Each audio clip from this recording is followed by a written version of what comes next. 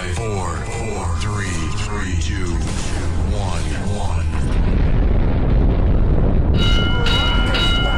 To scratch and major itch.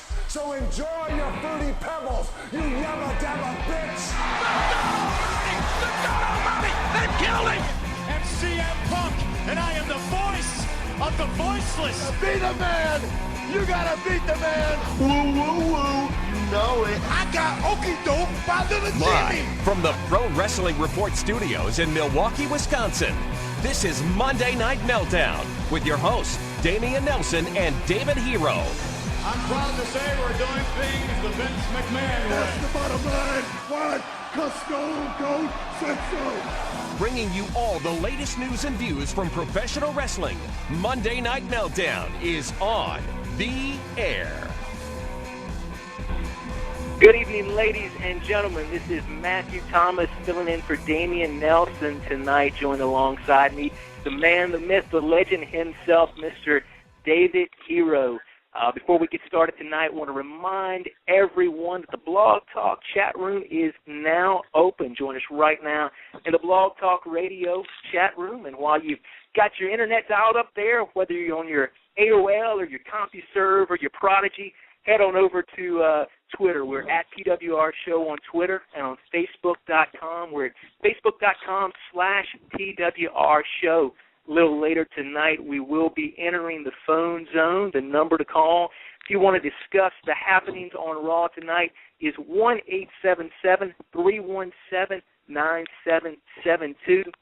Again, that's 1-877-317-9772. We certainly want to hear what you have to say about Monday Night Raw this evening.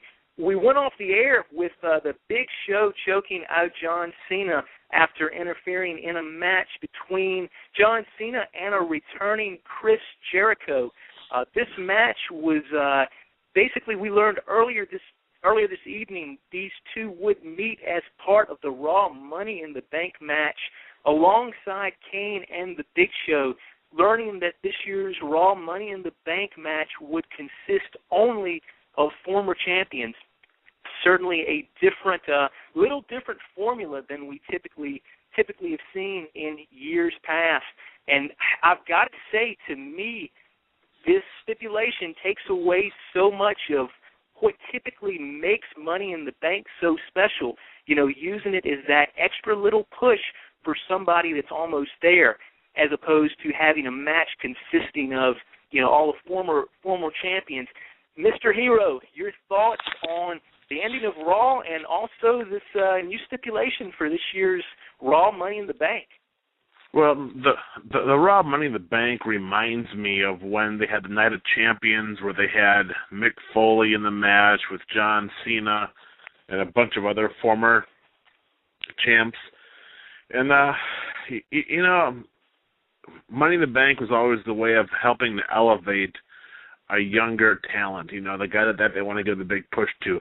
I'm guessing the Smackdown brand will have more of the younger talents in their Money in the Bank match. But you know what? It's a way of putting John Cena in a big match. I mean, not that he needs a big match, but I mean, come on, you can only put him at the top of the card so many times without it meaning anything. And this right here is a way of making sure John Cena stays at the top of the card. Do I like the way Raw finished up tonight? I think they had the opportunity to definitely maybe do bring back Jericho, which I thought would have been nice. You know what? Tonight's Raw just didn't make a whole lot of sense. I mean, for me, when you have a match like Jericho and Cena, let them have a match. Why have Big Show come in and do the run-in? Much like the same way on the world title match on a pole. Well, you advertise a match between two of the more athletic heels in the company going after Sheamus for a world title match, only to have Sheamus come out and say, hey, guess what? It doesn't mean who cares who wins. You're both going to get a title shot. So they took away two pretty good matches from us tonight with shenanigan endings. Speaking of the world title contract on a pole match, David, I was aware that Vicky Guerrero was the guest host tonight. Did I miss? Was there a secret Vince Russo guest host or something with the contract on a pole match tonight?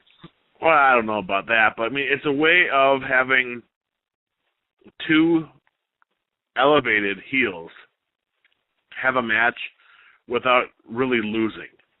You know what I mean? Because that way no one's getting pinned, no one's getting submitted. They can lose just because they grabbed that contract off the pole, so they don't lose any steam going forward. That's why I thought for sure Del Rio was going to win, because it wouldn't hurt Ziggler if he doesn't win a match on a pole tonight. And I've got to say, what an interesting finish to that match, too, the hot potato ending we saw where the contract came loose and both men struggled for what seemed like an eternity until Sheamus eventually came down and made the announcement from Vicky Guerrero that we would, in fact, have the triple threat match, as Sheamus called it, for the title this week on Smackdown. And one thing that really stuck out to me, again tonight, we've been seeing it quite a bit here recently, it was a very Ziggler, it was a lot of Ziggler chants in the crowd tonight, and this seems to be a growing trend. And one thing that does concern me is anytime I see something like this taking place, it seems to me like a lot of times the WWE does jump the ball a little bit quick as far as turning a Ziggler face. You know, we saw it last year, the whole situation that arose with Punk and the build-up to Money in the Bank that pitted Punk against Cena. And we talked about it. We talked about it not too long ago here on this very broadcast. Is the fact that a lot of the superstars, your Punks, when they do eventually have that face turn, it seems they lose a little bit. They lose a little bit of the edge. They lose a little bit of what really helped them to get to that level and to create that buzz, as opposed to, and I understand that it's professional wrestling. You want your heels, you want your faces. You don't want this to just be a permanent, shade of gray territory. But at the same time, I feel like a lot of times in certain cases that the WWE, instead of allowing the character to develop organically and to have your kind of mixed reactions with a lot of the fans cheering for the heels, they have the tendency to jump the gun very often with turning someone face. And David, I've got to say that is my concern that I see with Ziggler here in the near future. And your thoughts on that as far as the formula for, I want to gain a little bit from the booking perspective on your end as far as when is that point to make the turn face? I don't think they're going to turn Dolph Ziggler face. I mean, when I see Dolph Ziggler, you think of Billy Gunn, you think of maybe a Shawn Michaels. Sometimes it reminds you of Mr. Perfect. When I look at Dolph Ziggler, I see ravishing Rick Rude. I see a guy that no matter how much the crowd is going to cheer him and want him to be that baby face, that superhero, they're going, he's always going to be just that jackass. He's going to be the guy that insults the crowd, goes out there, has one of the best matches of the night, helps the baby face get over, makes himself look great. Dolph Ziggler, as far as I'm concerned, should never, ever turn babyface. Just keep being the heel. That's where the money's at. There's nothing wrong with being a bad guy your entire career, which is pretty much what Rick Rude had almost done, except for, his little stint with the NWO where he was kind of getting more of a babyface pop, even though they were all the heels. But yeah, you know what? Let Dolphy Z just be Dolphy Z. There's no reason to turn him babyface, because once that happens, then he will no longer be a top guy, because now he'll be fighting for the attention from guys like John Cena, guys like CM Punk, guys like Triple H, even Zack Ryder, who sells a whole bunch of merchandise. Even though Zack Ryder only makes now brief cameo appearances on Monday Night Raw, there's no reason why they need. Oh, even Santino Marella, bro, it's clear. There's a lot of baby faces, not enough strong heels. Let Dolph Ziggler stay that heel. Let him be that show off that he wants to be. I certainly do hope that holds true. And one thing that was very clear to me tonight, as long as you've got Vicky Guerrero in his corner, we knew it before tonight, but to further re-illustrate the point, the amount of heat that Vicky Guerrero gets on a consistent basis continues to amaze me. Well, Vicky knows how to press the crowd's buttons. All she has to do is say, "Excuse me," in that shrieking voice, and the boo birds come out. And you know what? The fans love to boo Vicky because, you know what? They know that she's a sweetheart, at the end of the day. They know that that's Eddie's wife. They just love the fact that she plays her character so well. So that's, Dolph Ziggler does not need Vicky Guerrero to be a heel, and Vicky definitely does not need Dolph Ziggler to be a heel. Right now they just have great, chemistry together. They do a fantastic job. And, she goes out there and she performs week in and week out and always gets one of the better reactions. We would also see further progression towards Money in the Bank and the WWE title picture. We open tonight with a three-way elimination match between Daniel Bryan, Kane, and CM Punk. This was a rematch from just a couple of weeks ago's No Way Out. Thought it was a very solid match. It seemed to move at quite a quicker pace, which you'd expect with having more of a time constraint on Raw.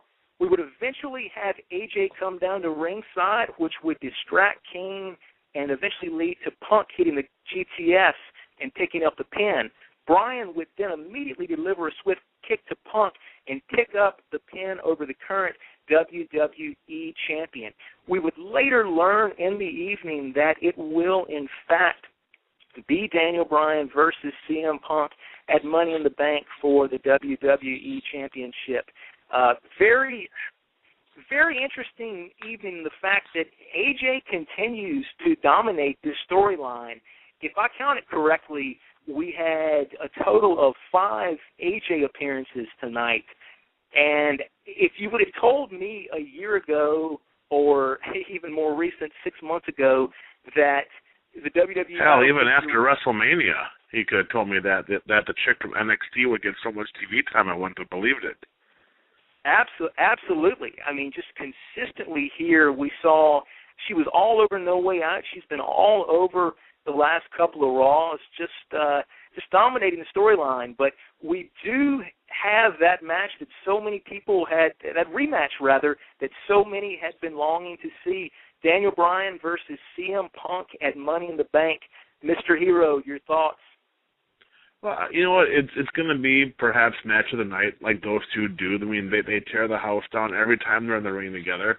It's going to be no surprise that the fans are going to love it. That no matter what happens, the fans are going to adore the match. But where's the heat in the match? Is the heat on AJ or is the heat for the championship? And that's what they have to define. What are they really fighting for? The girl or the belt? Who's the prop? Is what I want to know. Is it the belt or is it the girl? And they have a couple weeks to define that, to let us know, okay, what is CM Punk fighting for, the championship belt or the crazy chick? Daniel Bryan Danielson, you almost can see that they're still kind of in cahoots. And you know what? Kane just might be the smartest man in wrestling because he hit it and quit it and got rid of AJ.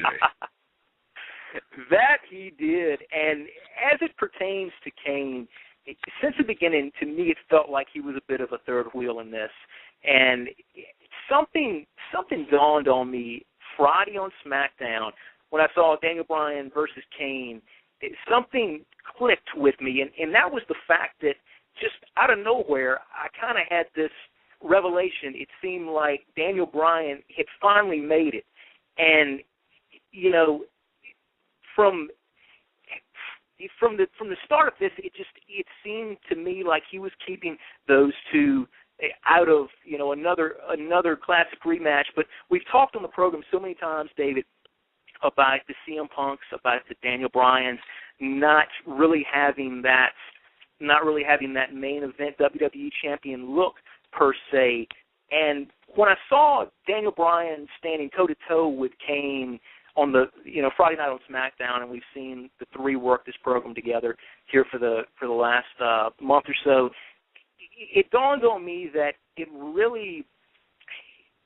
really seemed to lend a bit of credibility, if you will, to Daniel Bryan, to CM Punk, and I wonder if the casual fans, if the ones who are, not as involved in the internet wrestling community, that are not listening to these shows, if by seeing these two go up against, stand toe-to-toe, and eventually go over this person who, granted, his championship qualifications, his championship resume is not that of a CM Punk or a John Cena or even an Alberto Del Rio at this point, but by seeing him involved in a program, by seeing those two involved in a program with someone who has been for years booked as this monster, if it doesn't, at least in the eyes of the casual fans, lend a little bit more legitimacy to Daniel Bryan and CM Punk. Well, I think Kane has more of a main event status than CM Punk and Daniel Bryan. I mean, Kane has been a part of WrestleMania twice with The Undertaker. He's had feuds with The Rock and Stone Cold. I mean, the whole Attitude Era defines Kane's career, I think, which has been more successful than Punk. Obviously, it's been a longer career, and maybe 5 years from now we'll say that Punk had the better career. If you look at main event matches, I'm not going to say merchandise because Punk is killing them there, but you got to think, okay, did Vince and company not feel confident that Punk and Daniel Bryan together could sell tickets, that they had to bring in the Big Red Machine, the Attitude Era Kane, the guy that has, it's just a weird dynamic that they put Kane involved with those two when they have so many other people they could have put in there. They could have put in Jericho. They could have done something else with John Cena, Sheamus, Del Rio, so many younger guys that they could have put in there for that too, but they chose Kane, which I don't know if it was the office's way of sending a message, okay, this is what a star is like. I don't know. I just think it's very kabuki-ish that it was always those three that had the love triangle. Maybe it was, for entertainment purposes only that Kane was in there. Maybe someone thought it was funny that the Big Red Machine had the hots for AJ. Who knows? But even, I try to wrap my brain around it, and I just don't see the connection with having Kane versus CM Punk versus DVD, even to this day. We would also have the United States title defended tonight. The first time that has happened since, I believe, sometimes in April. We had the current U.S. champion Santino versus Jack Swagger, with Santino eventually hitting the Cobra and retaining the title. And the big thing that really struck out with me with this was a couple of things. At first, I had forgotten that Santino was the current U.S. champion. He was bogged down with the tuxedo match, the last pay-per-view. And the big thing is that when I look at Santino, he seems to me to be the epitome of someone who does not need a belt. He seems to me to be someone the fans are going to love pretty much regardless.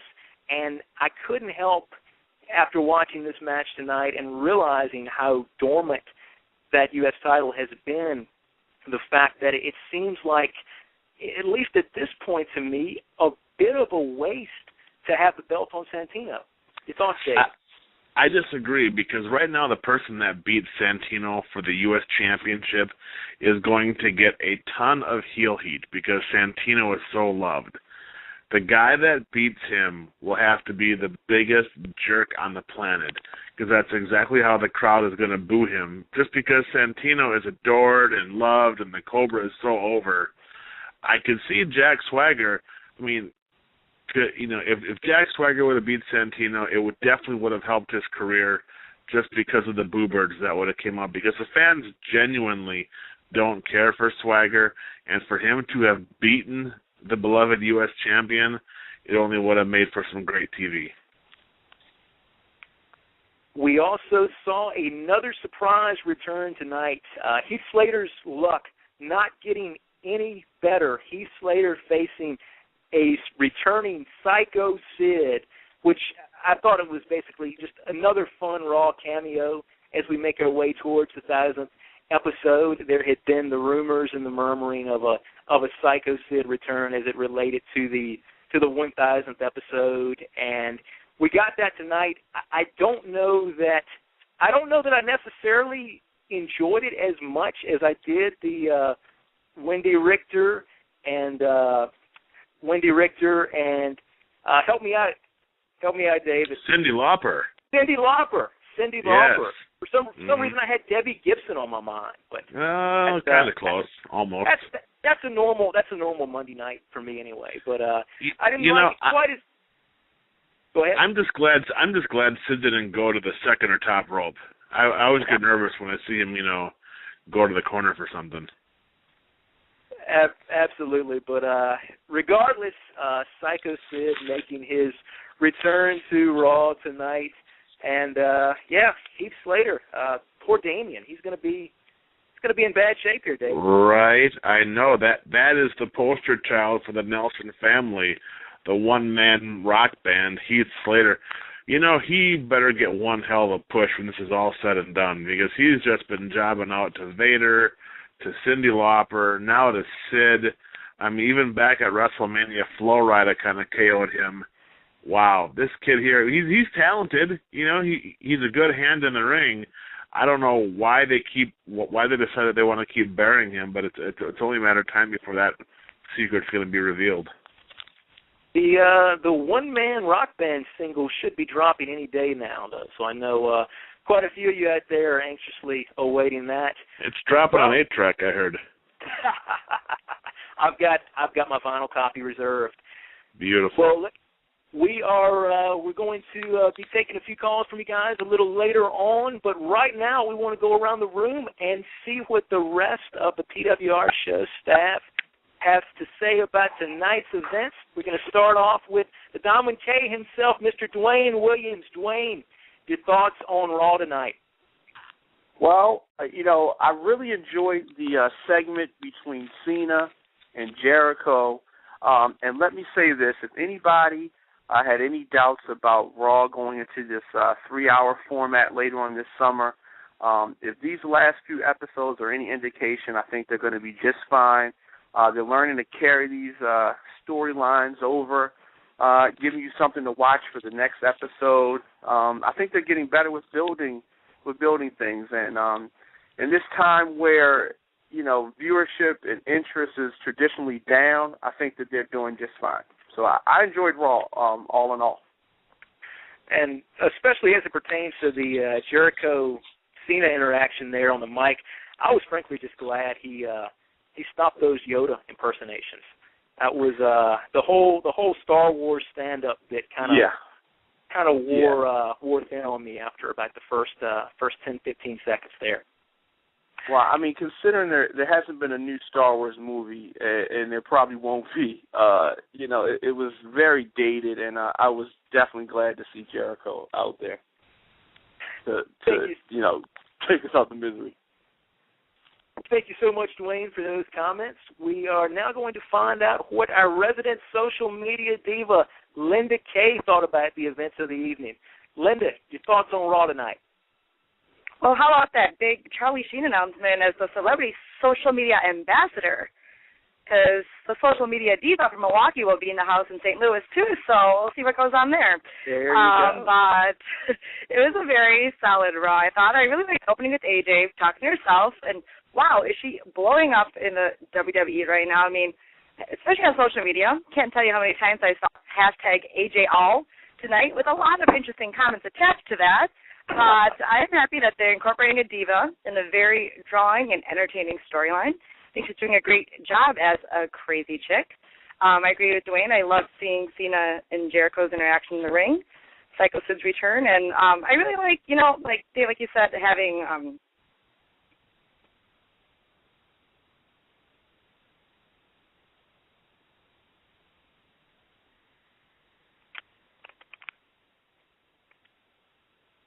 I think we may have lost Linda. I don't know if you guys still have her or not. No, we lost her. We lost her on. Okay, I'm back. Hello. There she is. Linda, welcome back. Hi there. Yes. That narcolepsy is something, isn't it? What was it? That narcolepsy is something, isn't it? Oh, yes. Thanks, Dave. No, overall, a great Raw. I'm excited to see what happens next week. And just with everything with Money in the Bank, I think they're doing a great job leading up to the next big pay-per-view. Thank you so much, Linda. We're going to take a little break now, and then we are going to jump into the phone zone here. Whoa. I want to hear what Meathead had to think about Raw tonight. Meathead, you with us? Yeah, I'm with you, but I'm busy working, so I mean, that kind of threw me for a loop. I'll be completely honest with you, Dave. I don't know if Matthew or if any of the other listeners really caught on to this either, but when Sid looked like he was going to go up to that second rope, I got nervous too because I actually watched that tape. I saw that pay-per-view, and yikes! And it's funny to see Sid out there too because it is the summer, and I had a game tonight myself. Isn't this usually softball season? Yes, and you even showed up for work tonight. See, that's impressive. Most impressive. Sid must be a Tuesday night guy. Yeah, must be a Tuesday guy. Apparently, Sid had a little break in his schedule tonight, so he was able to sneak a Raw in. Hey guys, hang with us. We're going to take a little break right now. When we come back, we will be here to take your calls. Talk to you in a few minutes. Monday Night Meltdown continues after this, live on Blog Talk Radio.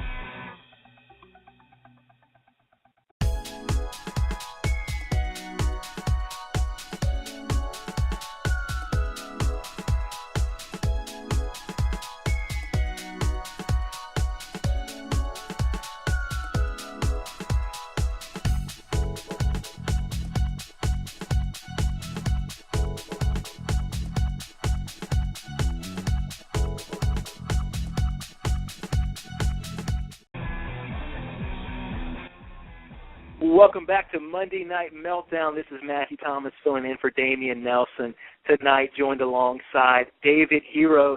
And before we go into the phone zones, David, I got to ask you, this past Saturday on Primetime, you were the recipient of basically, as far as I'm concerned, one of the best gifts that one person can give another, a life intervention at the hands of none other than life intervention expert Truth Martini from Ring of Honor Wrestling. David, are you starting to see kind of life through a little different prism now? Oh, absolutely. I mean, now that, Truth Martini has helped me find my way, I've almost considered renaming myself Dave Mojito just to kind of fit into his little gimmick there.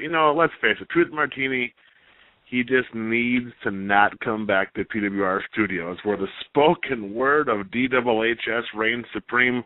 We don't need a book. Everything comes off the top of our head at PWR show.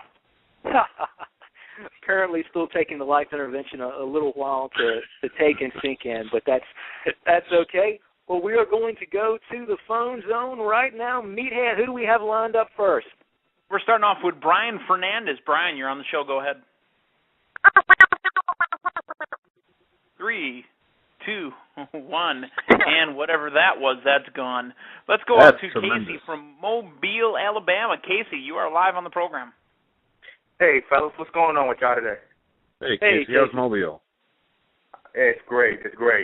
I just have just two comments.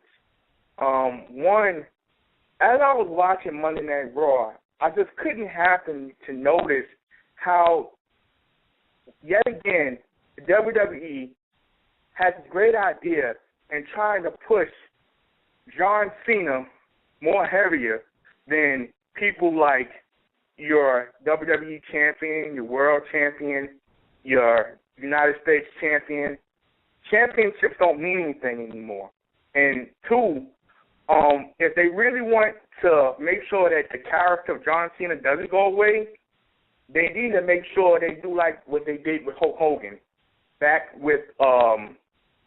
in the day when Hulk Hogan was going against Sergeant Slaughter, they made him go away from maybe like a couple of months and make the fans miss and love Hulkamania. If they want that to happen with Cena, Cena has to go away. What are your thoughts on that? I've been begging for that since Brock Lesnar, fought John Cena. I thought it was a great opportunity to put Cena on the shelf, make the fans miss him, make the fans want him to come back. He comes back a bigger and stronger babyface than ever before. And they didn't do it then. They didn't do it after his match with the Big Show. They just, it's not going to happen. I mean, for some reason, John Cena is bulletproof. He's just going to keep going forward. He's not going to take a break. Even this divorce he's going through has not slowed him down one bit. And now some of the things I've been hearing is that's going to be John Cena versus CM Punk at SummerSlam. So we're going to be getting a lot of healthy doses of John Cena for the next few months, probably going right into WrestleMania next year. And one thing I keep going back to, David, is after the Lesnar match at Extreme Rules and the promo of Cena taking a little time off and then the next night on Raw just going right into another program. It's still befuddling me. It just shows that some of these guys, either they're not ready or the office does not have confidence in them. I mean, Zack Ryder is a prime example. This kid he gets one of the loudest reactions night in and night out, whether it be Raw, SmackDown, a house show, a pay-per-view, and for some reason, they don't do anything with him. I don't get it. When was the last time you saw Christian or Cody Rhodes on Raw? Yes, they are kind of exclusive to SmackDown, but those are some of their younger, better stars. They just don't do it. Right now, the Raw brand has been taken hostage by AJ and John Cena. Thank you so much for that call and those comments, Casey. We are going to our next caller. Meathead, who do we have on the line? Ruben from North Cali, up in wine country, as he'll tell you. Ruben, go ahead. What up? This is your boy here from Wine Country, USA. Hey, Ruben. All right, what's going on? Not much, fellas. Let me ask you a quick question here. It was something that I wanted to comment on. It was something that the one-man Southern Rock Band said. He says, why are we always focusing on these old stars when you have a young, fresh WWE superstar right here? And what my statement is going to this, and I'm going to keep it real simple, is do you possibly see a way of helping building these stars that we don't see or that are not in the upper mid-card level get into sort of a feud with like another alliance, sort of like the Attitude Era guys coming back, like the mid-card guys like we see A-Train or Kane, or get those guys together to come in and help those mid-cards or unknown guys become stars? What do you think about that? You know what? If you were to put guys like A-Train and Kane and you bring back Val Venus and even whoever, some of the mid-card guys from the Attitude Era, I don't know if they would mesh well with today's mid-card guys because they're just so different. I mean, the guys from the late 90s were more characters. The guys today, they're not. They're, guys that have not done the territories, that haven't, they've come out of a wrestling factory in Tampa, Florida. So it's a completely different style as to what they're used to. The only way the young guys of this generation are going to get over is by getting over with the people in the office and in creative.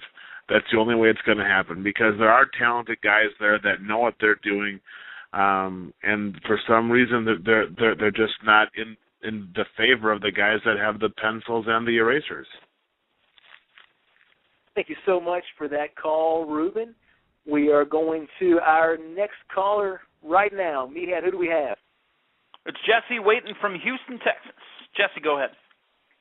Hey, guys. How you doing tonight? Good, Jesse. Hey, Jesse.